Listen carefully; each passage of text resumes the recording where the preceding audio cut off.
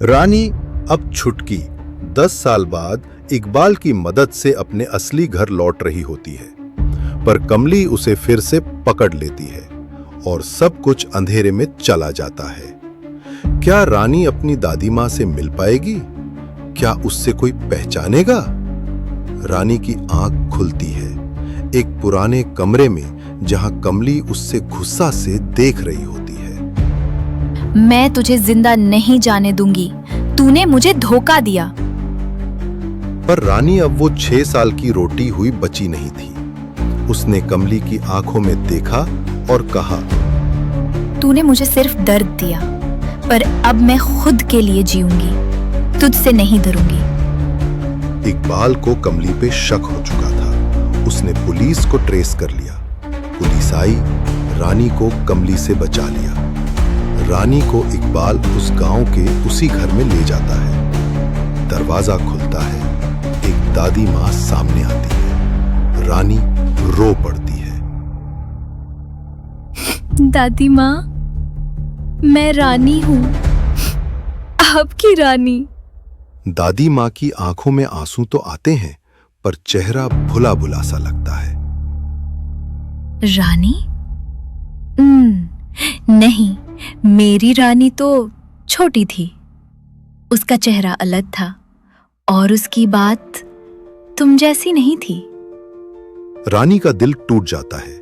इतनी साल का इंतजार, दर्द, उम्मीदें, सब कुछ एक पल में विश्वास में बदल जाता है। पर इकबाल चिल्लाता है, डीएनए रिपोर्ट पॉजिटिव है, ये आपकी ही पोती है। दादी माँ की आंखों में उलझन होती है। वो रोटी है, लेकिन फिर एक बात कहती है, मुझे एक और लड़की मिल चुकी है। उसने कहा वो मेरी रानी है, मैं उसी को अपना चुकी हूं। रानी हिल जाती है। इकबाल दादी माँ को लेकर अंदर जाता है और एक लड़की सामने आती है। बिल्कुल रानी के जैसी दिखती है। वही ब्रेसलेट, वही आवाज, पर वो लड़की मुस्कुरा कर कहती है, मैं ही असली रानी हूं, तुम बस एक झूठी हो जो कुछ भी बनने आई हो।